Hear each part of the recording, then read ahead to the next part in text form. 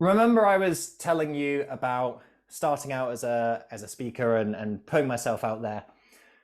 One of my first ever sort of like official gigs that I managed to get was with the Glasgow Association of Mental Health in the city of Glasgow here in Scotland. It wasn't a paid gig, and basically what I was doing at this time was just like desperately emailing and calling anyone I thought might let me speak. And you know, association, mental health charity, they gave me a chance. So I'm very excited. They said, yeah, so it's going to be, we've got a little kind of like support group that meets, I think it was like 2 o'clock on an afternoon on Thursday, if I remember correctly. They said, why don't you come along, meet for an hour and a half. You can do a workshop for an hour if that works for you.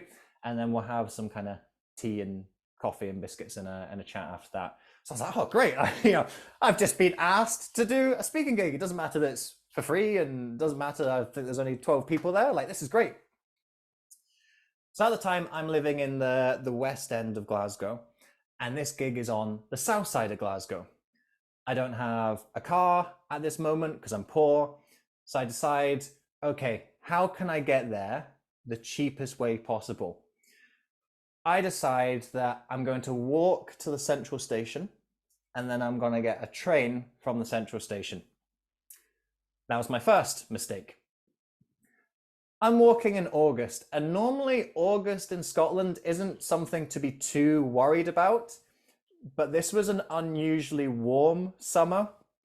It was about 23 degrees Celsius. That's like 80 something Fahrenheit for our Americans in the room. And of course, I'm dressed nicely, aren't I? Got my nice dress shirt, my smart trousers, my lovely shoes, freshly polished. It's about a 50-minute walk to Central Station. I'm starting to get a little toasty. And I realize I've also been cutting it a little bit fine with my time. I have to walk quite fast to make sure that I'm going to get there. I get to Central Station. I've got about 5 minutes until my train. That's absolutely fine. So I check the big screens, and then, okay, so I want this train, and I'm going to Pollock Shields West. Yeah, there we go. Fantastic. Right, Pollock Shields West. So I get on the train, and I'm thinking, okay, right, cool down, go over what I'm going through in my head.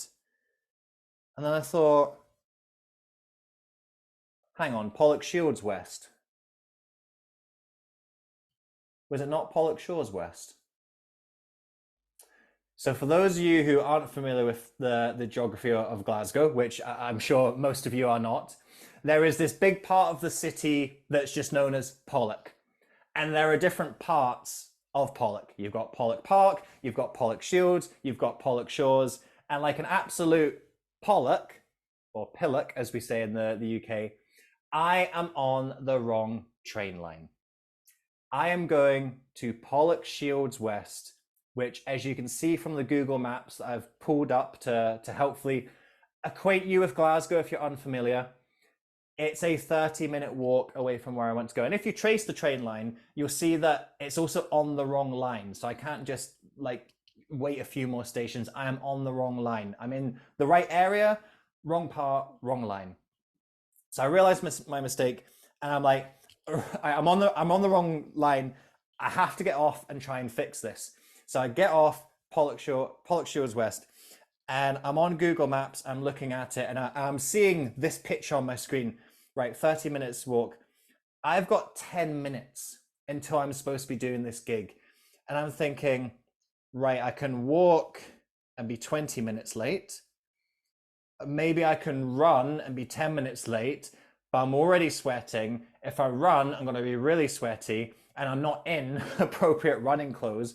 What am I going to do? And of course, like a moron, because I'm new at this and I don't know what I'm doing, I haven't got a phone number for the event organizer. I don't have any contact details. I've got an email, but I've got an email of like a third party person.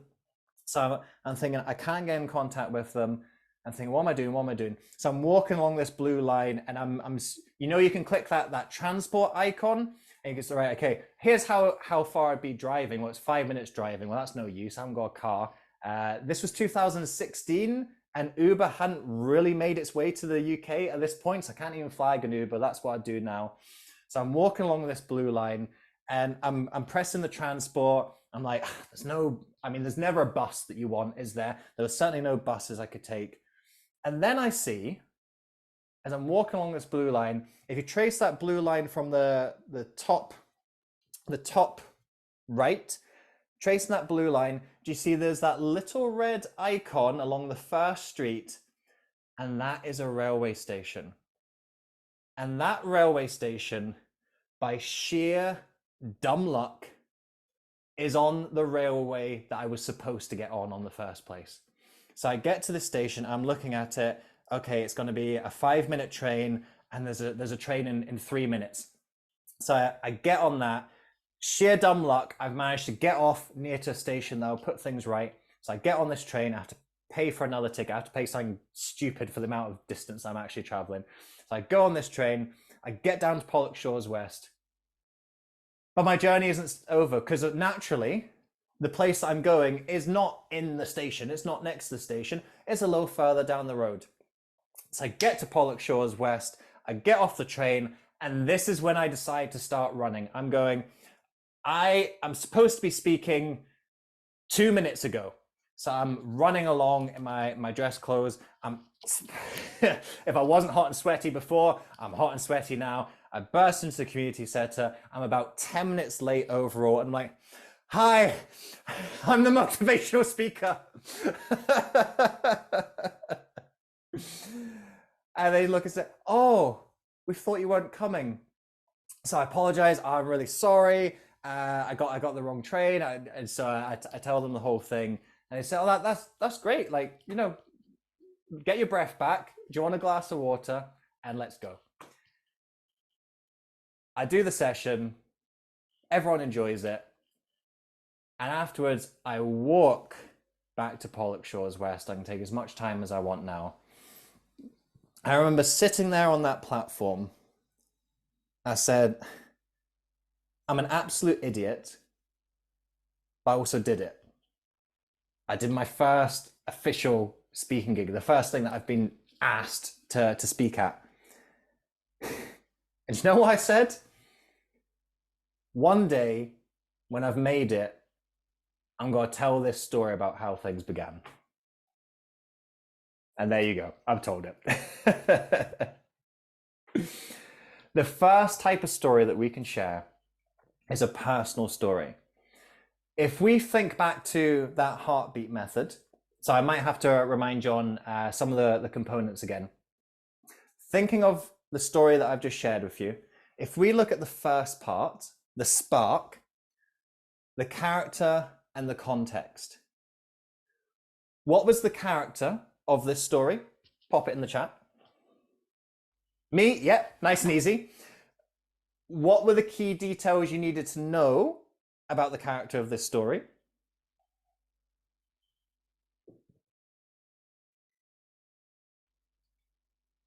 So yeah, what I was doing, specifics. So this is my first speech. I've come back from California. I'm like, I'm gonna be a speaker. I've been emailing people. I finally got this. So this is my first speak. I'm trying to make a good impression. So that's what you need to know about the character. Context. Marta's ahead of me. Yeah, so the context. Come back to that, Marta. So where I was going and the form of transport. So yeah, I'm telling you that I'm a cheapskate. I'm not driving. I'm walking to the station. I'm getting a station. And the weather, yes, unusually hot in August. And I guess so remember I said earlier, like, don't unnecessarily describe a character. Don't say, oh, the character's tall, they've got brown hair, if that's not important. I did, however, describe one thing about myself. What was the one thing that I described that's more sort of like, yes, my outfit and my clothes. So we don't need to know what I'm wearing unless it's important to the story. And it is important to this story because that's what contributes to me being a hot, sweaty mess. Next. What you've just seen there is a snippet of my Amplify online course. Amplify, Spark Your Speeches, helps aspiring speakers to create engaging content and deliver it effectively. It's a step-by-step program that guides you through your speaking journey at your own pace. It's a series of live workshop recordings. So you get to have the interactive experience of being in that live setting, but you get to do it on your own time. No worrying about time zones, schedules, all of that kind of fluff.